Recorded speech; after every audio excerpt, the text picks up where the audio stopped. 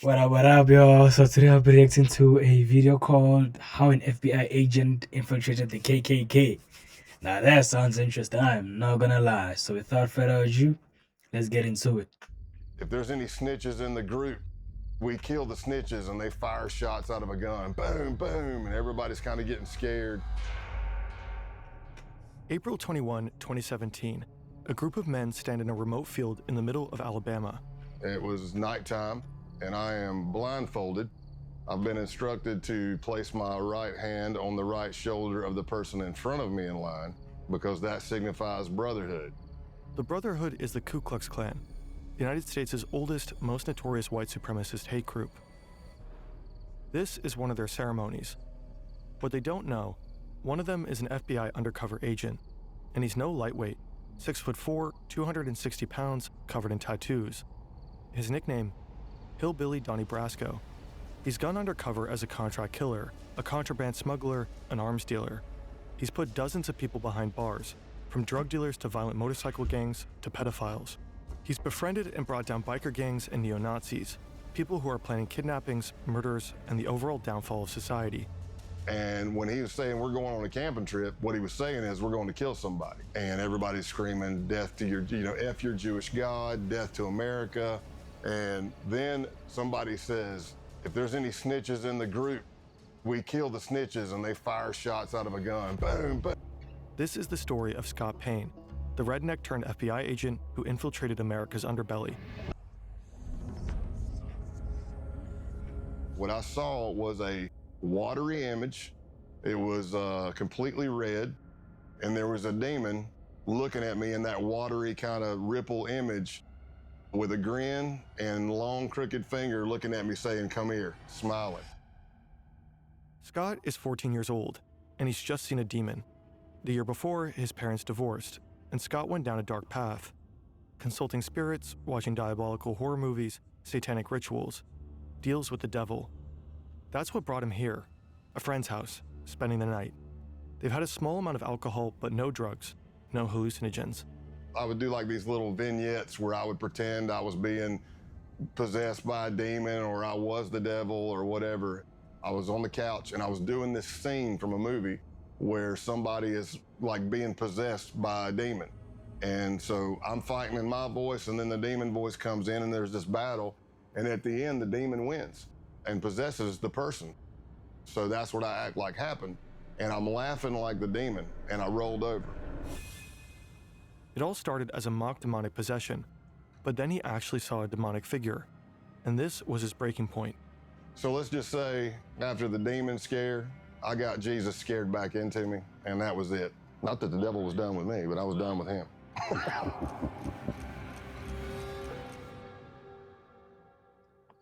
Halloween night 2019. This is Scott on his final major undercover mission, and this is a goat. It was stolen and is now at the center of a pagan ritual. It's been nearly 35 years since Scott's first encounter with the devil, but on this night, the devil is all around him, and he's definitely not done with Scott. Now we're all in a circle around the goat. Somehow I ended up at the back of it. I don't know how. It's bad luck on my part, I guess, but I'm holding the legs of the goat. He's got this blade and he's bringing it up and bringing it down in a practice swing, practice swing, practice swing. And finally somebody says, just do it. Eisen comes down with every bit of force he's got and hits the back strap of the goat, and I don't even know if it broke a hair. I don't know if it's because the back strap's too thick, the blade was too dull, but he hit it, and all you heard the goat was just go, bah, and I'm like, oh man, this is gonna get bloody and bad real fast. The man swings again, nothing. Finally, the blade is replaced with a gun. I said, whoa, whoa, whoa. And he's like, what? I'm like, man, look at what you're shooting at. We're all in a circle around this thing. And then he looks, puts a round right in the head of the goat, and it hits the ground. So you think you're done. No, you're not done. Now they slice the throat of the goat, and they fill up a cup full of blood. One of them pulls out a sheet of LSD. He approaches each man one by one. Basically, they would take the hit of acid under their tongue, chase it with the blood of the goat to signify the sacrifice or solidify the sacrifice. Scott is one of the few who decline. So when it gets around to me at the end, I'm looking at the blood and it's already coagulated. It's all chunky and clotty, and I'm looking at it going, man, I really don't want to turn this up and drink it. I mean, this is disgusting. So I dipped my fingers deep into the blood, pulled them out, and then sucked all the blood off my fingers. This is not the Ku Klux Klan. This group is younger, better equipped, and preparing for a bloodbath. And not only animal blood, but the blood of any human who isn't one of them. Jewish and Black Americans, and anyone they consider traitors to the white race. They're by far the most dangerous group Scott will ever infiltrate. Unfortunately for these tripping blood-drinking white supremacists, Scott Payne has other plans. It's exactly the kind of thing he spent the last 17 years working to prevent.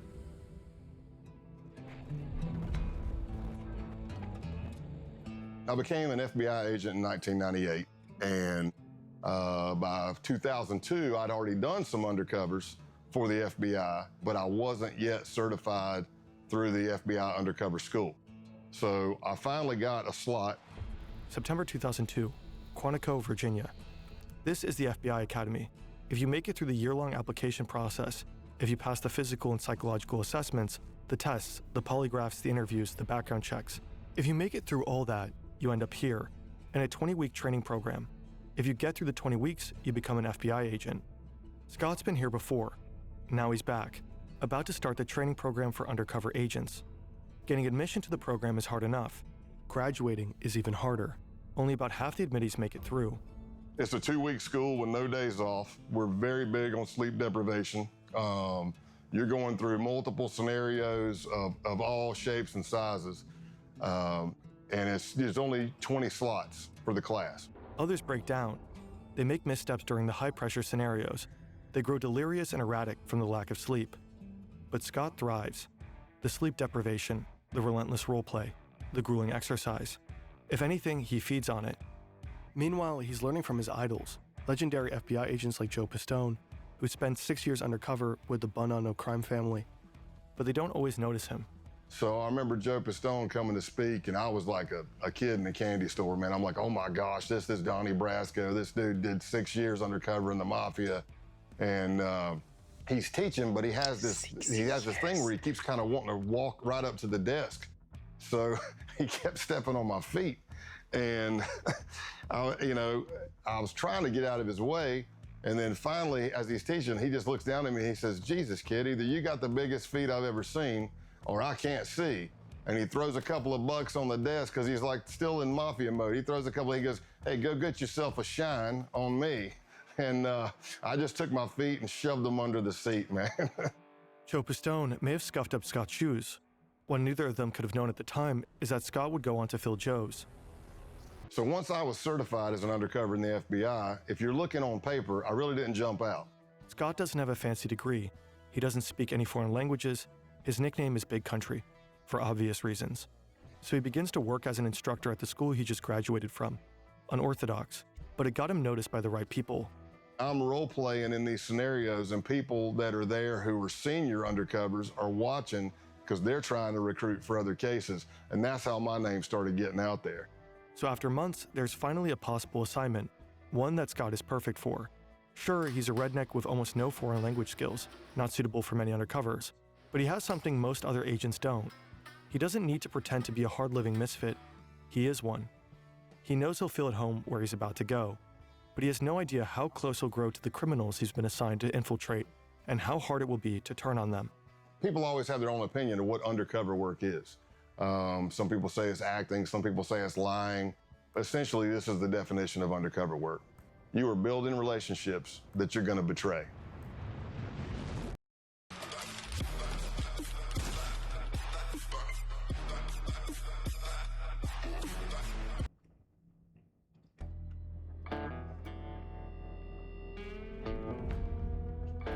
Scott is on a mission, and his targets, these men, have just arrived. They're members of the Outlaws Motorcycle Club, the main rivals of the Hells Angels. They've been implicated in drug trafficking, prostitution rings, money laundering, the list goes on. And they're notorious for violence against rival gangs. Infiltrating them is exceedingly difficult. Scott Payne is here to do just that. But there's a problem. Part of the intelligence Scott was given is wrong. He was told they wouldn't be wearing their colors. Obviously they are. Scott has hoped to strike up a casual conversation, letting the topic of motorcycles arise naturally. But these guys are advertising their gang affiliation. He can't just go up and say, "Hey, you guys ride." His only choice is to make them come to him. Luckily, another part of the intelligence is right. This guy, road named Spanky, loves to be the center of attention. So Scott steals it. He works the crowd. He tells jokes. He talks loudly. He draws attention to himself, making Spanky want to steal it back. Soon enough, Spanky asks where Scott is from and sends him a drink. Spanky's called me over. He's introducing me to other people. And of course, I'm getting more scrutiny. The more people I meet, the more scrutinized I am. Everything seems to be going well, but the real scrutiny happens somewhere else. So I walk into the bathroom, and as I'm at the urinal, in a lot of bars, there's like a little box in front of the urinal, plexiglass. It might be flyers for a band coming up or a stripper coming to town or something like that. So I can see a little bit of a reflection. And I see this jacked, big dude come walking in.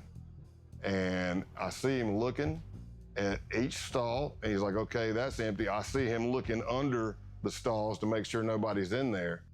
And I'm watching this from a reflection. And then he comes walking up right beside me, and for a split second, I thought, oh, I'm getting jumped. I'm getting jacked right here.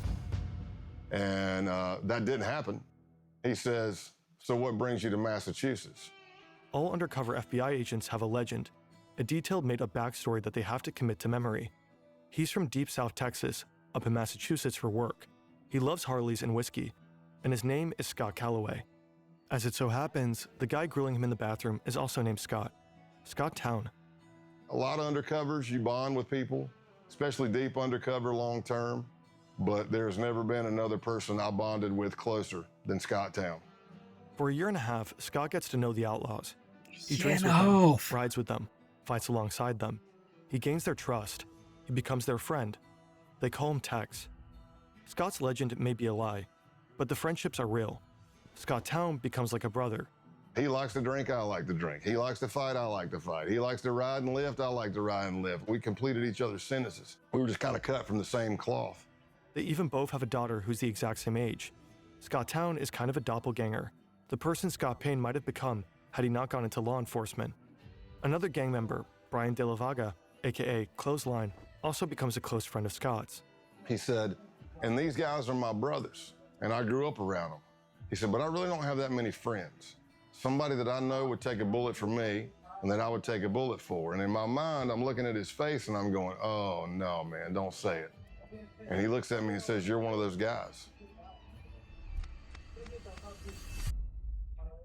Tomorrow is the big day. Over the course of last year, Scott has convinced the outlaws that he's a high-ranking member of an international theft ring. They begin running jobs together. It begins small, with insurance fraud and vehicle trafficking. An outlaw reports a motorcycle as stolen. He then files an insurance claim, while Scott sells the motorcycle across the border. A double win. Money from the insurance company, money from the sale. They do this again and again, with motorcycles and other vehicles. But tomorrow's job is different. Some of the outlaws will be serving as security during a major drug deal, a gig arranged by Scott himself. He's revealed that he has connections with a Mexican drug cartel. No surprise, considering his line of work and his proximity to the Mexican border. The stakes are high. If they get caught, they'll be looking at serious jail time. And if something goes wrong during the deal, the bullets will start flying. So when Scott is told to meet the outlaws at their clubhouse, he's not surprised. They probably want to go over the plan one last time. Scott arrives. The place is familiar. He's been here countless times. He knows what's behind every door in the building, except one. Clothesline leads him to that very door. Now he realizes that something is wrong. Scott is told to strip. They need to check him for a wire. Because of the stress of this happening, I forget my middle name. I'm having an adrenaline dump. And for anybody who's ever had it, it can be any traumatic experience, but I'm having auditory exclusion. So what I hear sounds like I'm underwater. It's going whoosh, whoosh. So it's slow. I need you to take all your clothes off. It's slowing down. I'm getting time dilation in my eyes. Everything I see is in string grabs. Click, click, click. I can feel my heart beating through my entire body. My hamstrings get rubbery. Now, Clothesline has instructed me to take all my clothes off. Here's what I'll tell you. If I'm not wired, it's just an embarrassing moment. I'm naked in a small crawl space with 2 guys with pistols. Problem is, I'm wired to the hilt. But they don't find anything. Scott's recording equipment is not taped to his chest, but in his clothing. So my adrenaline starts settling, and I'm starting to come back to normal, and I think I'm done. And I get my pants back up. I don't know if I have my boots on yet or not. And then Clothesline grabs a piece of clothing that I was wearing. And that piece of clothing has a recording device in it. And I'm watching him, and he starts grabbing the clothing, and he's going through it nice and slow with his fingers. And I don't realize I do it, but there's an audible sigh. You can hear me go, because I don't even know. I don't even know I'm doing it. And he looks right at it and misses it. And I live to fight another day. I live to fight another day.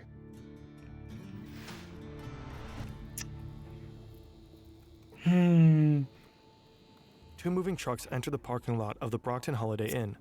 One is filled with drugs. The other is filled with money. A Mexican drug cartel is selling 40 kilograms of cocaine and 1,000 pounds of marijuana to Canadian buyers. The Mexicans aren't taking any risks. They've arranged an American security detail, the Outlaws. Surveillance at every entrance. 4 men in the parking lot there to provide protection, unload the drugs, and count the money. Everyone is armed and antsy. One false move and all hell could break loose. The deal is wrapped up quickly. The transfer is complete. All the money's there. The Outlaws are particularly relieved. They may be tough, but this is their first time working with a cartel. Now they'll get paid $15,000 for their services. Scott counts out the cash. He did it. He successfully tricked them. The cartel? FBI agents. The Canadians? Also FBI agents. 8 months later, a hotel in Nevada. Scott's been laying low, coordinating his undercovers from afar. His outlaw friends think he's going through a divorce. In reality, he's been diagnosed as overassigned after experiencing a severe stress-related panic attack. He's been ordered to take a 6-month timeout. He's been teaching during this time. His current class, ironically enough, is called Undercover Stressors. All the students have gone to bed, but Scott's only just returned to his hotel room. It's early 4 or 5 a.m. The drug deal back in November gave the FBI all the evidence necessary to arrest and imprison multiple outlaw members, but the operation has continued. Until today, the day of the takedown. Scott doesn't think he'll hear from any of them again, but then his phone rings. It's Scott Town, and he's concerned. He's heard some arrests were made, and he wanted his friend to know about it. He says he's going to take a shower and gather more information. He'll report back. And the last words we spoke to each other were, he said, "I love you, brother." And I said, "I love you too." And that was the last words I spoke to him. And probably about 45 minutes after that, a SWAT team hit his house and he went to jail. In the end, 15 outlaws were arrested as a result of Operation Roadkill. One of them was sentenced to 21 years in prison. Clothesline got 12.5 years. Scott Town, 7. The outlaws never saw their friend Scott Calloway again. So they probably know it's him right the Ku now. Klux Klan emerged in the wake of the American Civil War. From the very beginning, they were racist to the core, raining terror and death on Black Americans. In the late 19th century, they flogged, tortured, and lynched politically active Black men, raped their wives, shot their children, and burned their schools. Historians consider them to be America's first terrorist movement. Today, the KKK remains active, but only as a shadow of its former self. Fewer members, less influence. However, burning crosses is still one of their favorite things to do, and they've stayed true to their roots. Naturally, as a terrorist organization, they have to act in secrecy. You might assume that infiltrating them as an FBI agent is not the easiest feat. So you may ask yourself, how do you contact the United Klans of America? Well, it turns out the group I was looking at had a hotline. Scott starts talking Wait. The KKK has a hotline where you can call to join. What? to a guy named John Jack, a Klansman whose passion for Jack Daniels earned him this nickname. Scott tells him he's got the number from a group of bikers he met at a gas station. It's a plausible story. Scott looks the part, and his time with the Outlaws taught him how to play it. Biker gangs and white supremacists often run in the same circles. Jack starts talking about this rally that's coming up. Vendors, burning crosses, country music, the usual. But there's a problem. He said, "I'm not gonna lie to you, Scott. I had a band lined up, but the singer just got locked up, and I really don't know what the hell I'm gonna do about music. And I thought, this could be my end. And I said, did I happen to mention that I'm a musician and a singer? I said, well, I'll tell you what I'll do. I'll bring my acoustic and my PA system. When I get there, you can come meet me by the car. I'll strum a couple of tunes for you if you think I suck. And he's like, oh, hell, this is gonna be great. It's gonna be great. Scott doesn't know that he just signed up for something far more sinister. April 21st, 2017. It's the day of the Ku Klux Klan rally. I got lost multiple times until I finally drove up on this empty, I don't know, lot fenced in the middle of nowhere, but it wasn't hard to spot because the Nighthawks, which would be the Klan members in all black, who were the security force, are all standing at the gate with guns. And a lot of these people were felons. Scott's ready for an interesting time. He's been to plenty of biker gatherings, and perhaps this will be similar. During his mission, Scott will be taught the KKK's constitution and bylaws, studying the Black Klansman Handbook, which he'll learn to refer to as the Kloran. He'll become familiar with the original mystic insignia of the Klansmen. He'll learn this all in class with a K, so that he can pass the K-Uno test, a prerequisite to getting fitted for a robe. K-Uno stands for character, honor, duty. It's getting dark, and he's been invited to participate in a naturalization ceremony. He has no idea what this means, but all the newbies are doing it. He'd stick out if he didn't. And that's how he finds himself in the middle of a field, blindfolded, holding the shoulder of the man in front of him, a gesture meant to signify brotherhood. They are told to raise their right hands and repeat an oath. I do swear from this moment forward. And then they tell us to get down on our knees. To fostering the welfare of the white race. So I'm on my knees, blindfolded. And further the work of America's greatest movement. They take my blindfold off, and there's a Ku Klux Klan member in a green robe. And he has this sword, and he kind of knights me. The United Klans of America. And then we all hug, and there's like a little bit of a celebration, and I'm not sure what happened. And then it hits me as I'm walking to my truck. I'm like, I think I just joined the damn Klan. Yep, that's what that was. So I got naturalized in the Ku Klux Klan that night. Scott's time at the KKK will end up being relatively short-lived. The case isn't really going anywhere. And there's another group coming into focus, a far more dangerous one. In the FBI, we started encountering more violent type extremism, not the KKK types. We're talking advanced neo-Nazism. And it led me to an accelerationist group called the Base. The Base mission will provide to be far more extreme than anything Scott has ever seen. The network of violent white supremacists. An extremist group known as the Base. Violent neo-Nazi terrorist paramilitary group called the Base. On August 11th, 2017, crowds of people marched through the campus of the University of Virginia in Charlottesville, chanting racist and anti-Semitic slogans. They were protesting the removal of a statue of Robert E. Lee, the famous Confederate general. The next day, they were met by counter-protesters, and things quickly turned violent. Then they turned deadly. A white supremacist drove his car into a crowd of counter-protesters, injuring 35 people and killing Heather Heyer. For some, the Unite the Right rally was a wake-up call, surprising proof that white supremacy persists in America. To others, it was a grim reminder, and frightening evidence that white supremacists were feeling emboldened enough to come out of the shadows. The first accelerationist group emerged in 2015. They called themselves Atomwaffen Division. They'd been inspired by the writings of the neo-Nazi James Mason, whose book Siege had become a sort of Bible for accelerationists. The book denies the Holocaust and attacks homosexuals and Jewish people. It also calls for organized violence, specifically for the formation of terror cells prepared to wage war against the system. Initially regarded as fringe or even cringe, accelerationism steadily gained traction. By 2021, roughly 90% of white nationalist groups identified as accelerationist. That same year, the US Director of National Intelligence identified racially motivated violent extremists as the most lethal domestic terrorism threat. More than other white supremacist ideologies, accelerationism insists on the importance of direct violent action, the kind of action taken by the people they call saints. Like St. Tarrant, for Brendan Tarrant, the Australian white supremacist who attacked 2 mosques in Christchurch, New Zealand. He killed 51 people. Or St. Roof, for Dylan Roof, who killed 9 people, all black, during a church service in Charleston, South Carolina. This is the kind of action accelerationists believe in, action that will further destabilize society, that might finally lead to societal chaos. They are explicit about this. Roof, for example, said he'd hoped to ignite a race war.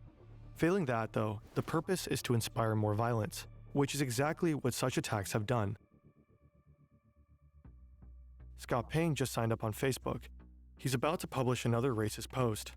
His goal is to get banned. But nothing happens. A fellow agent points out that he doesn't have any friends. He adds a few people, and that does it. He's promptly kicked off. Okay, well done.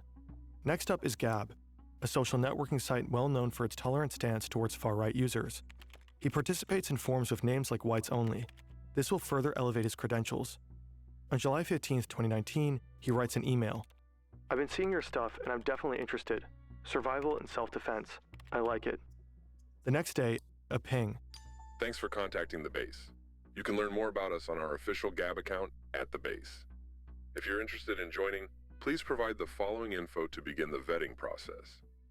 The Base is a white supremacist neo-Nazi group. They were just founded a year ago, and they are accelerationists through and through. Their plan entails assassinations, sabotage, and acts of terrorism. Their targets are black people, Jewish people, and anyone they consider traitors to the white race. They want to do guerrilla warfare tactics, so it's murdering people and disappearing. It's poisoning a water system, taking down a power grid, derailing the train, anything that causes chaos. The idea is that after the collapse, the group's cells scattered across the world will form white ethno-states led by white supremacists. This event, total societal collapse, has a special name, the Boogaloo. Now, Scott is trying to join them. They ask for his name, White Warrior 88, and his age, 44. Scott Payne is actually 48, but he knows most base members are between 18 and 25. He wants to seem as young as possible. Sex, race, location, military experience, fitness level, special training, and organization affiliations. Here, his past undercover experiences pay off. He mentions the Klan and biker gangs. So here I am, approximately for a week or more, I'm emailing back and forth to somebody with a Proton email account.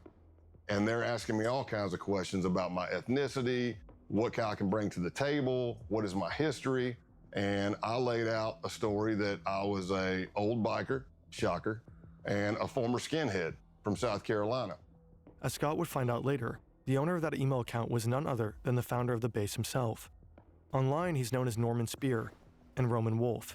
He's been on the public's radar since 2018, but his true identity is unknown. That is, unless you're in the FBI. Ronaldo Nazaro is 45, American, born in New Jersey. He'd worked as a contractor in Iraq for the Department of Justice. Now he's in Russia, but it's 2019. You can organize neo-Nazis into a network of accelerationist insurgents from just about anywhere. The email exchange continues for less than a week. Then, Scott is invited for a phone interview. It's supposed to take 30 minutes, but ends up lasting an hour. Now, both Scott and the base have a 24-hour grace period. After that, Scott will need to make the decision. Does he truly want to join? I passed the test and they bring me in and they asked me, hey, where are you located? And I said in East Tennessee. And they said the closest cell to you is in North Georgia. That's where Scott will have to pass one final test, an in-person vetting session. August 2, 2019, Rome, Georgia. To Scott, the men look more like boys. He knows that one of them is the leader of the base's Rome cell, but that's it. They tell him to step out of his truck. Scott isn't wearing a wire. He knows they'll check. But hidden in his truck is a tracking device, put there by his case team. As long as Scott is near his truck, his team will be able to find him.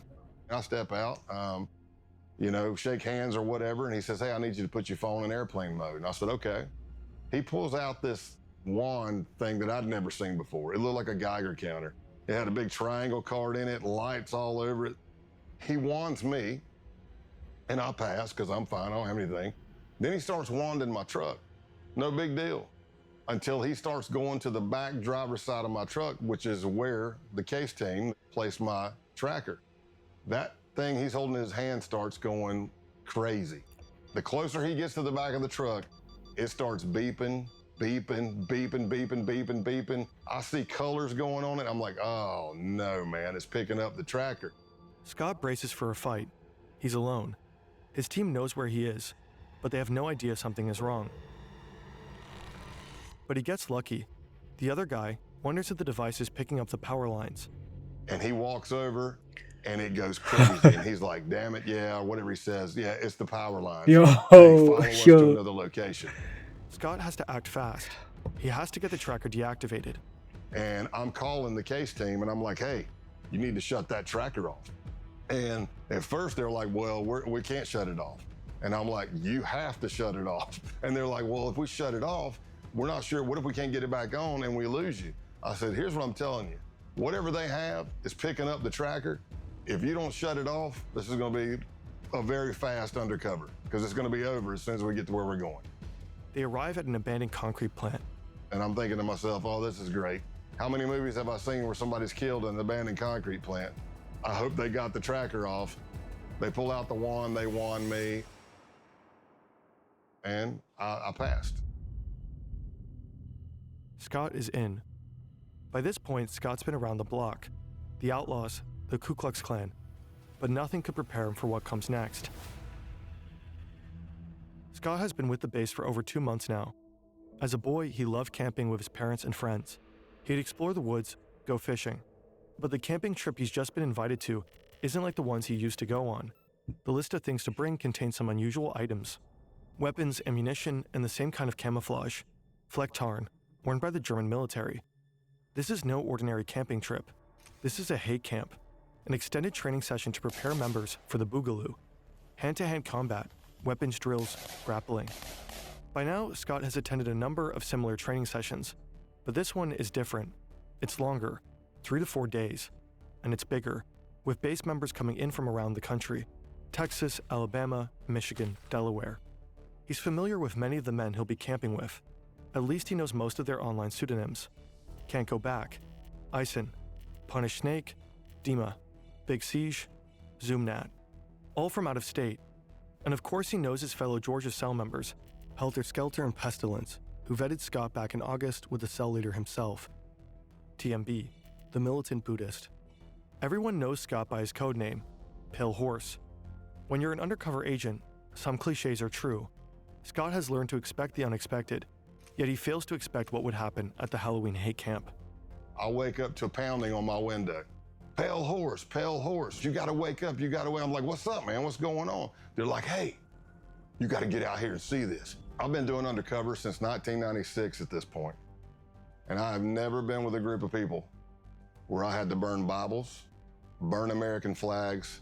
I damn sure wasn't part of a group that went out and stole a goat and we sacrificed it at a pagan ritual and drank its blood.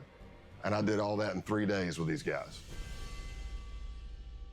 After they decapitated the goat, the group comes together for a barbecue.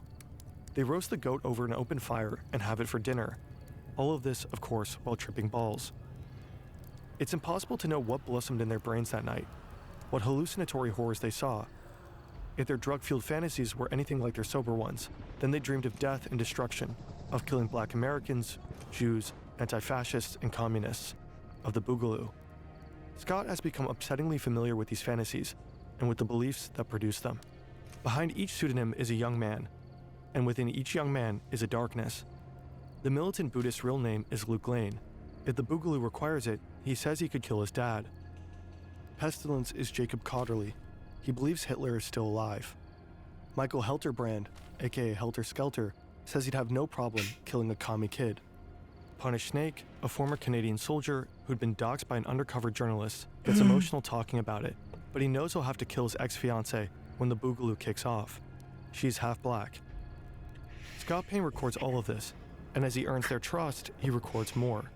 And we did more and more trainings through that Saturday, but by that Saturday night, we went back down to the holy site and had a bonfire. And that's where the American flags were burned. That's where holy Bibles were set on fire. And everybody's screaming, death to your, F your Jewish God, death to America. And when that training camp ended, that's when I advanced even more in them trusting me. And that's when TMB and Pestilence started bringing me in on murder plots that they had. It's more than 2 months later, and Scott is back at TMB's farm. the 100-acre property where the Halloween hate camp took place. For the last few weeks, TMB has been talking about another camping trip, but he's been cagey. He doesn't want to share information via chat. Scott has convinced him to meet. He wants details. It turns out the camping trip isn't a camping trip. It's a hit job. TMB creates a separate chat room called the camping trip. And when he was saying we're going on a camping trip, what he was saying is we're going to kill somebody. Their target is an active Antifa couple in the Georgia area. It was going to be me, TMB, Pestilence, and Helter Skelter. And we were all going to make entry into the house. TMB wanted me to go with him to kill everybody, while Helter Skelter would be covering out the window to make sure no cops were coming and stuff like that, or help. And then Pestilence was going to set the house on fire. But in the planning of everything, at one point, Helter Skelter says, hey, if you don't mind, I'd like to pop my cherry on this one. That confused me because it means something completely different to me. And I'm like, what do you mean? And he said, I would like to actually put a bullet in somebody's head as well. Whoa. After casing the house, they begin the next phase of the murder plot, planning. It was pretty extensive. Like, you go to a camping site, we leave everything digital, everything phones, everything there. We go scrub ourselves at a pay-by-the-hour motel. We tape our pants to our shoes, our gloves to our shirts, Vaseline on eyebrows and facial hair. See, this is all to avoid leaving DNA for law enforcement. At one point, TMB had done research, and he said that he read that the first time somebody kills somebody, they lose control of their bowels. So he was suggesting that we all wear adult diapers. I didn't tell him that I'd killed somebody before, but I told him I think I'm okay. I don't need any diapers. I was just as shocked when I got brought in on this murder plot as most people were. But while this is going on, the Baltimore cell, which is Can't Go Back, and Eisen and Punish Snake, are planning to go to this Second Amendment gun rights rally in Virginia that they thought was going to be the kickoff of the Boogaloo and the D-Day, the race war. Their idea was they knew you're going to have a bunch of Second Amendment people there, militias, 3%ers. You're going to have cops, you're going to have protesters. What if you pop a couple of rounds into that crowd, nobody know who's shooting at who, and everybody starts shooting each other? That could be the set-off. Scott and his team know they have to stop him, and there's no time to lose. The pro-firearms rally is on January 20th, 2020, just a few months away. They jump into action. The next weeks are a flurry of activity, meeting, coordinating, and planning. Finally, the day of the bust arrives. It's a Wednesday, and I'm in Rome, Georgia. I pick up Luke, who's TMB, to go to lunch. And we pull out, and as I'm driving down the road, I knew what my ruse was going to be. I was going to say something was wrong with the truck, but sure as you know what, the truck made some loud sound I've never heard. I didn't hit anything. Something just went, and I was like, did you hear that? He's like, yeah, and I go, man, if my brake calipers are frozen again, I'm going to be, because that did happen. So I took a left out of his neighborhood, pre-planned by the SWAT team, and I pull up tight to a fence. And as I go, hey, I'm going to get out and check the truck. So I'm walking around the back of the truck. Another vehicle pulls up. He doesn't know who they are. I know who they are. They're part of the case team. And the guy says, hey, man, you need any help with that? And I look up and I'm like, oh my gosh, I can't believe it's you. What are you doing in Rome, Georgia? He goes, what are you doing here? I'm like, man, I haven't seen you. And as I'm doing that, there's the distraction. Here comes a Bearcat with a SWAT team over the hill, barreling down the hill. But Luke's looking at me, not at the car coming. And when that thing is coming, I jump in the back of the agent's truck and I'm like, go, go, go. And you could hear the SWAT team giving commands. And luckily, the arrest went down without an incident. The next morning, SWAT teams arrested Eisen, Can't Go Back, and Punish Snake. Essentially, we kind of tore down the base. Luke Lane, aka TMB, was sentenced to 6 years in prison. Jacob Cotterly, Pestilence, got 13. William Bilbrough, Eisen, 5. Patrick Matthews, Punish Snake, and Brian Lemley, Can't Go Back, 9 years. According to a recent Guardian article, the base is enjoying a resurgence. Its founder, Ronaldo Nazzaro, continues to live in St. Petersburg. Scott retired in June 2021. At his retirement ceremony, attended by friends, family, colleagues, and top FBI brass, June 30th was named Scott Payne Day. Whoa. I ain't gonna lie. That was something, I ain't gonna lie, yo. That was interesting. But yo, that guy's got like some guts. I'm not gonna lie to join the KKK. Joining the base. I didn't even know what the base is, bro. But it's like to be an undercover cop has to be like you have to be like a different type of breed. Like you can't just be a normal human being, bro. Yo, ain't no way, bro. Ain't no way. But thanks for watching. Like, comment, share, subscribe, bro.